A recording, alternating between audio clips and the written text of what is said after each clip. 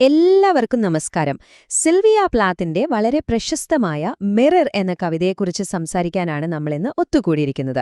വരൂ, നമുക്ക് ഒരുമിച്ച് ഈ കവിതയുടെ ആഴങ്ങളിലേക്കൊന്ന് ഇറങ്ങിച്ചെല്ലാം. ഒന്നാലോചിച്ചു നോക്കൂ.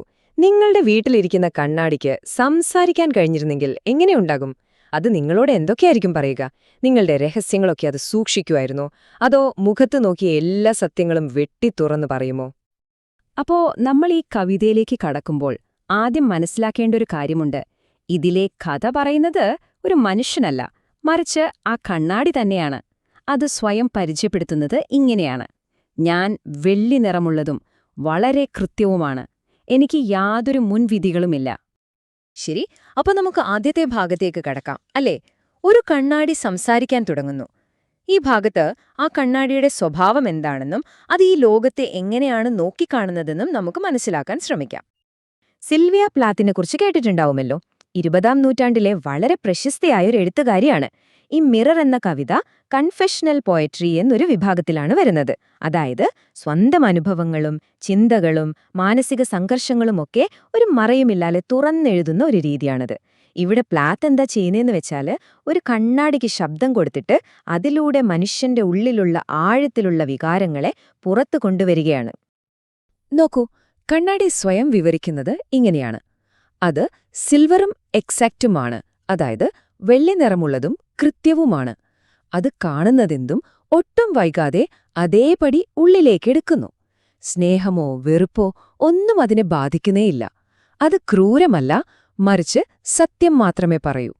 ചുരുക്കി പറഞ്ഞാൽ, ഒരു വികാരവുമില്ലാത്ത തികച്ചും നിഷ്പക്ഷനായ ഒരു സാക്ഷിയുടെ റോളിലാണ് ആ കണ്ണാടി സ്വയം കാണുന്നത്.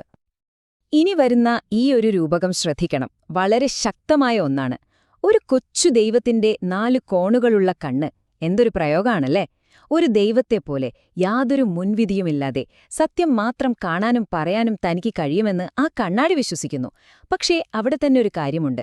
കൊച്ചു ദൈവമെന്നും 4 കോണുകൾ എന്നും പറയുമ്പോൾ അതിന്റെ ശക്തിക്ക് ഒരു പരിധിയുണ്ടെന്നും അതൊരു ഫ്രെയിമിനുള്ളിൽ ഒതുങ്ങിയിരിക്കുകയാണെന്നും കവി ഓർമ്മിപ്പിക്കുന്നുണ്ട്.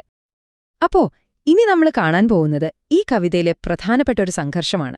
എന്താണെന്നല്ലേ? കടുത്ത സത്യവും കേൾക്കാൻ ഇമ്പമുള്ള നുണകളും തമ്മിലുള്ളൊരു പോരാട്ടം. ഒപ്പം ഈ പോരാട്ടത്തിന്റെ നടുവിലേക്ക് ഒരാളുകൂടി വരുന്നുണ്ട്. നമ്മുടെ രണ്ടാമത്തെ കഥാപാത്രം, ആ കണ്ണാടിയിലേക്ക് ഉറ്റുനോക്കുന്ന സ്ത്രീ. ഇവിടെ നോക്കൂ, ആ വ്യത്യാസം വളരെ വ്യക്തമാണ്. ഒരു വശത്ത് കണ്ണാടി, അത് കഠിനമായ സത്യം പറയുന്നു. മറുവശത്തോ ആ സ്ത്രീക്ക് ആശ്വാസം കൊടുക്കുന്ന പക്ഷേ സത്യമല്ലാത്ത ചില കാര്യങ്ങൾ. കവിതയിലെ പറയുന്നത് മെഴുകുതിരികളെയും ചന്ദ്രനെയുമാണ്. കണ്ണാടി അവരെ നുണയന്മാർ എന്നാണ് വിളിക്കുന്നത്. കാരണം അവയുടെ ആ മങ്ങിയ വെളിച്ചത്തിൽ അവളുടെ കുറവുകളൊക്കെ മറഞ്ഞു പോവുകയും അവൾക്ക് സ്വയം കൂടുതൽ സുന്ദരിയായി തോന്നുകയും ചെയ്യും. സത്യം കാണിക്കുന്ന കണ്ണാടിക്ക് ആ സ്ത്രീ തിരികെ കൊടുക്കുന്ന സമ്മാനം എന്താണെന്ന് നോക്കൂ. കണ്ണുനീരും വെപ്രാളത്തോടെ ചലിക്കുന്ന കൈകളും. സത്യത്തെ അഭിമുഖീകരിക്കുമ്പോൾ അവൾ എത്രമാത്രം വേദനിക്കുന്നു, എത്രമാത്രം നിരാശപ്പെടുന്നു എന്നതിൽ നിന്ന് വ്യക്തമാണ്. ആ യാഥാർത്ഥ്യം ഉൾക്കൊള്ളാൻ അവൾക്ക് കഴിയുന്നില്ല. ഇനി നമ്മൾ കവിതയുടെ അടുത്ത ഘട്ടത്തിലേക്ക് കടക്കുകയാണ്. ഇവിടെ വലിയൊരു മാറ്റം സംഭവിക്കാൻ പോകുന്നു. കഥയുടെ പശ്ചാത്തലം തന്നെ മാറുകയാണ്. അത് കൂടുതൽ ആഴമുള്ളതായി മാറുന്നു. അതെ, രണ്ടാമത്തെ സ്റ്റാൻസയില് ആ കണ്ണാടിക്ക് ഒരു രൂപാന്തരം സംഭവിക്കുകയാണ്. നോക്കൂ, ഇപ്പോൾ ഞാനൊരു തടാകമാണ്. അതെ, കണ്ണാടി അതിന്റെ പുതിയ രൂപം വെളിപ്പെടുത്തുകയാണ്. വെറുമൊരു കണ്ണാടി എന്നതിൽ നിന്ന് പ്രകൃതിയുടെ ഭാഗമായ ആഴവും നിഗൂഢതകളുമുള്ളൊരു തടാകമായി അത് മാറിയിരിക്കുന്നു. ഈ മാറ്റം വളരെ പ്രധാനപ്പെട്ടതാണ്. അല്ല, എന്തിനായിരിക്കും ഒരു തടാകമായി മാറിയത്? ഇതൊരു സാധാരണ മാറ്റമല്ല. തടാകത്തിന് ആഴമുണ്ട്, അല്ലേ? അത് ആഴത്തിലുള്ള ഒരു ആത്മപരിശോധനയാണ് സൂചിപ്പിക്കുന്നത്.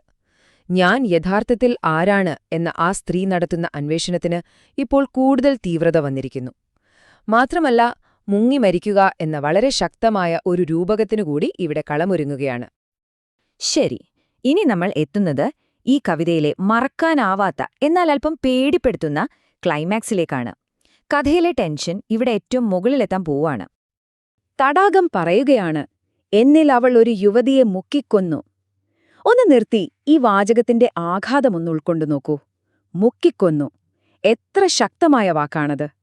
ഇവിടെ യൗവനത്തിന്റെ നഷ്ടത്തെക്കുറിച്ചാണ് പറയുന്നത്. ഒരിക്കലും തിരികെ വരാത്ത രീതിയിൽ അവൾക്കത് നഷ്ടപ്പെട്ടു കഴിഞ്ഞിരിക്കുന്നു. അപ്പോൾ ആ മുങ്ങിപ്പോയ യുവതിയുടെ സ്ഥാനത്തിൽ ഇപ്പോൾ ആരാണ് വരുന്നത്? ഒരു ചെറിയ സസ്പെൻസ് ഉണ്ടല്ലേ? നമുക്ക് നോക്കാം. ദിവസവും അവൾക്ക് നേരെ ഒരു വൃദ്ധ ഉയർന്നുവരുന്നു, ഒരു ഭീകര മത്സ്യത്തെപ്പോലെ. ഇതാണ് കവിതയിലെ ഏറ്റവും ഞെട്ടിക്കുന്ന ചിത്രം. വാർദ്ധക്യമെന്നത് എത്ര ഭയാനകവും അതേസമയം ഒഴിവാക്കാനാവാത്തതുമായ ഒന്നാണെന്ന് ഈ ഒറ്റ വരിയിൽ പ്ലാഥ് പറഞ്ഞുവെക്കുന്നു. ഈ ഭീകര മത്സ്യം എന്ന രൂപകത്തെ നമുക്ക് ഒന്നുകൂടി അടുത്തു നോക്കാം. 1. മുങ്ങി മരിച്ച പെൺകുട്ടി. അത് നഷ്ടപ്പെട്ടുപോയ യൗവനമാണ്, എന്നേക്കുമായി പോയി. 2. ഉയർന്നുവരുന്ന വൃദ്ധ. അത് വാർദ്ധക്യമാണ്, ഉള്ളിൽ നിന്ന് വരുന്നതും തടയാൻ പറ്റാത്തതുമായ ഒന്ന്.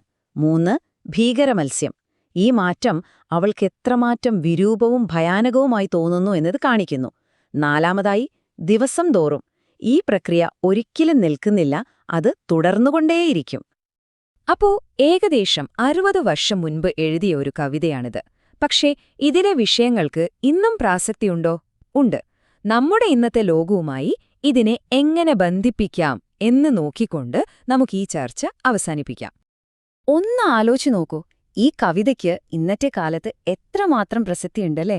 കവിതയിലെ കണ്ണാടി എന്ന് പറയുന്നത് നമ്മുടെ ഫോണിലെ ഫിൽറ്റർ ഇല്ലാത്ത ക്യാമറയാണ്. സത്യം അതേപടി കാണിക്കുന്നു. അപ്പം മെഴുകുതിരികളും ചന്ദ്രനുമോ? അത് നമ്മൾ ഉപയോഗിക്കുന്ന ഇൻസ്റ്റഗ്രാം ഫിൽറ്ററുകളാണ്, പെർഫെക്റ്റ് ആംഗിളുകളാണ്. ആ സ്ത്രീയുടെ അന്വേഷണം ഡിജിറ്റൽ ലോകത്ത് പെർഫെക്ഷനു വേണ്ടിയുള്ള നമ്മുടെയൊക്കെ നെട്ടോട്ടം തന്നെയല്ലേ? ഇനി ആ ഭീകരമത്സ്യമോ? അത് എഡിറ്റ് ചെയ്യാത്ത പ്രായമാകുന്ന നമ്മുടെ യഥാർത്ഥ രൂപത്തോടുള്ള നമ്മുടെ ഉള്ളിലെ ഭയമാണ്. അതുകൊണ്ട് ഇനി നിങ്ങൾ നിങ്ങളുടെ ഫോൺ എടുത്ത് ഒരു സെൽഫിയിലേക്ക് നോക്കുമ്പോൾ സ്വയം ഒന്ന് ചോദിച്ചു നോക്കുക. നിങ്ങൾ ഇപ്പോൾ നോക്കുന്നത് ഒരു കണ്ണാടിയിലേക്കാണോ അതോ ഒരു ചന്ദ്രനിലേക്കാണോ? നിങ്ങൾ കാണുന്നത് സത്യമാണോ അതോ നിങ്ങളെ തന്നെ ആശ്വസിപ്പിക്കാനുള്ളൊരു നുണയാണോ?